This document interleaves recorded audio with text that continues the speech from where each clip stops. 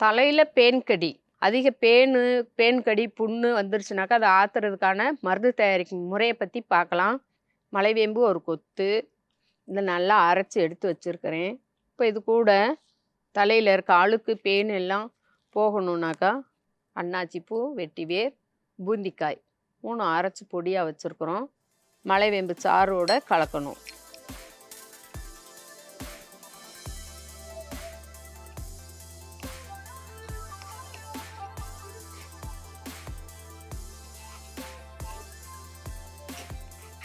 இதில் நல்லா தண்ணி கலந்து நம்ம மண்டையில் வேரில் படுற மாதிரி தேய்ச்சி ஒரு 10 நிமிஷம் வரைக்கும் விட்டுருங்க.